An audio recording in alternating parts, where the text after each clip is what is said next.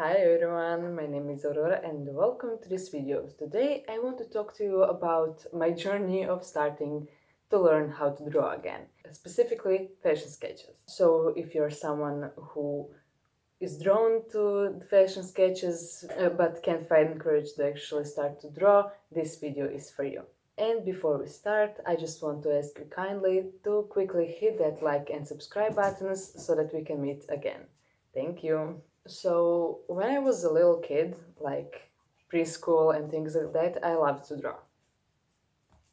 I loved to draw. I would draw literally every day, but I can't say that I was too good in drawing. There were definitely more children who were better at drawing than me. I wasn't a natural talent or anything like that. It all from coloring to using stencils and freehand drawing. I vividly remember how it was using that 90s stencil toy.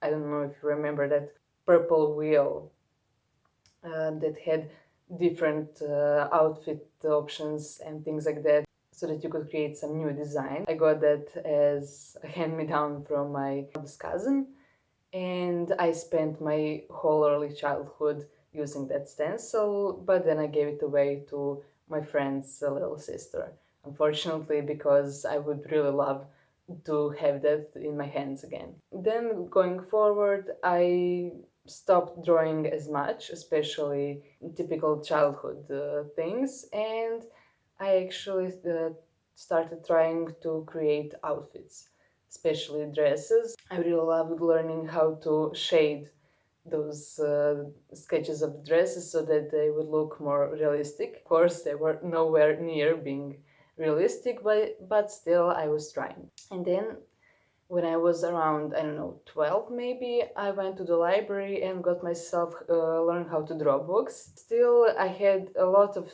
things to learn and I was a bit discouraged, both from the inside by myself and by the others around me, because I wasn't as good at it as I should be if I wanted to spend as much time doing it. And then somehow I just stopped drawing practically entirely, maybe just some sketches on the notebooks at school and things like that. But drawing wasn't something that I was doing anymore because I wasn't someone who knows how to draw, therefore I shouldn't be doing it.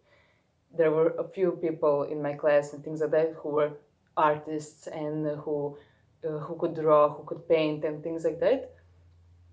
And it was clear that I just wasn't one of them, therefore I shouldn't be even doing it because they will mock me since I'm not good at it.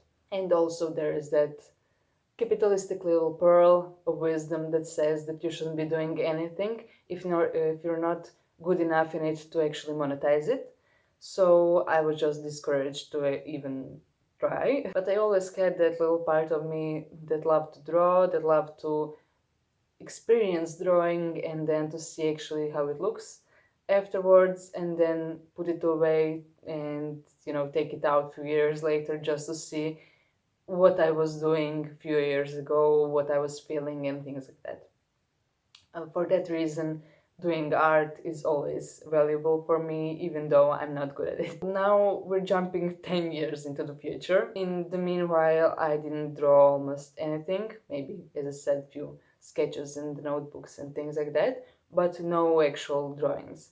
I just couldn't make myself do it because I knew I would be terrible at it and that I shouldn't be doing it because someone else could do it better. And then the pandemic happened. And we were hearing about the pandemic and lockdown was announced but still wasn't happening. I was still at work and things like that. And I decided on my last day of work that I'm gonna go buy myself some art supplies and that I'm gonna print myself coloring books for adults. That day I went home and started to just fill in the coloring books. I just did it to, in a creative way, relieve that stress and anxiety of that first lockdown in the March of 2020. And every day for that first month, I would just take one or two pages of the coloring book and just fill it in.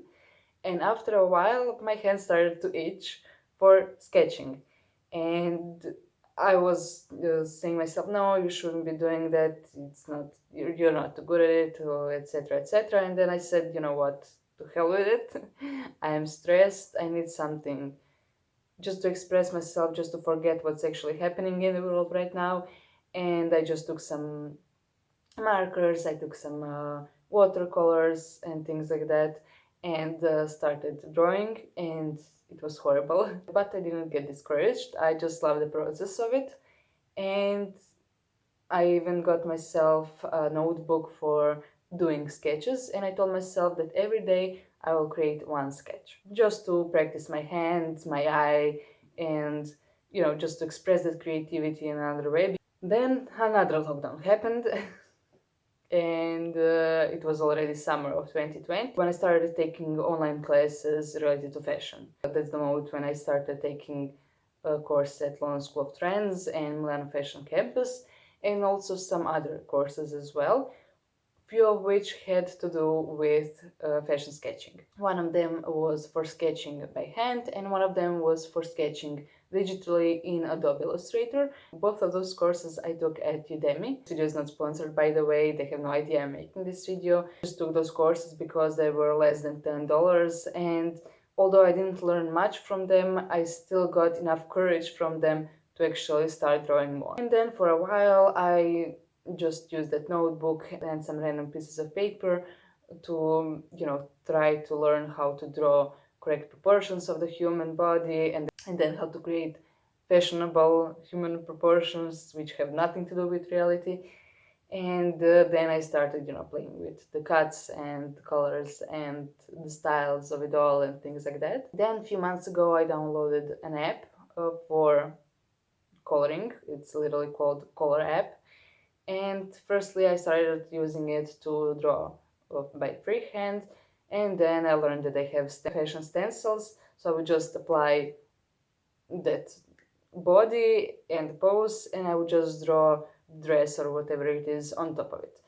This really made my life a lot much easier, and I was more prone to actually drawing because I didn't have to go through that first process of creating the human body and then doing actually what I want to do, which is create fashion sketches. So lately, once a day, I just take 15 minutes of my time and create another fashion sketch just to get out of my head and create something cute and something that will inspire me to create outfits from my own closet, or even to know what I'm gonna buy when I stop doing retail detox, or even maybe one day, I hope, when I learn how to sew again, because I did learn it when I was just a little kid in preschool and elementary school, but ever since then I just completely forgot about it all.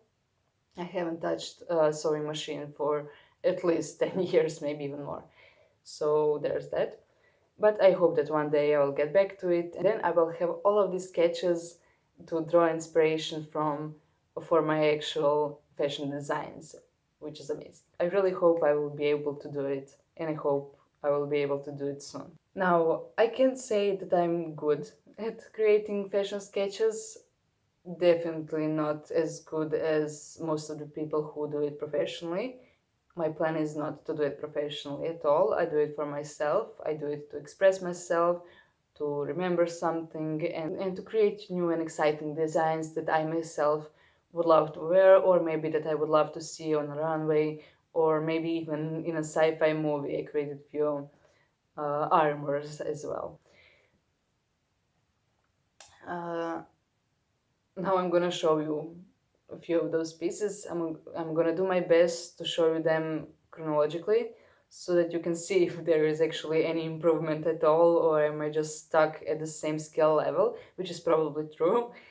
And I'm not too harsh with myself about this, because I know that fashion sketching is just one of many things that I'm doing in my life right now, and that I can't just put in all the time and energy that I need to be great at it.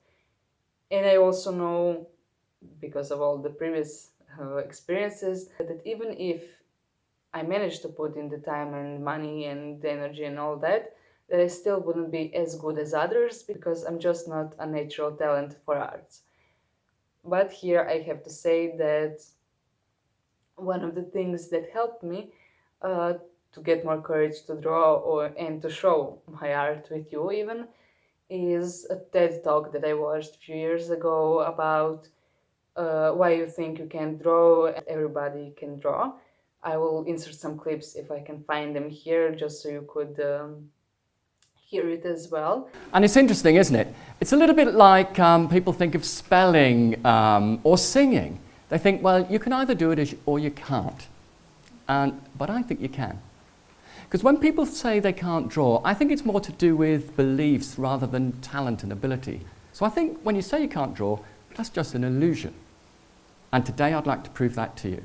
I hope you never gave up something just because you were told you're not as good at it as you should be to do it professionally. And I wonder if that did happen, did you ever come back to that hobby of yours and learn to love it again? Also, I'm wondering, have you ever tried creating fashion sketches of your own? If you did, please let me know in the comments down below, and maybe even share your Instagram handle or anything like that if you have a page that is dedicated to fashion sketching.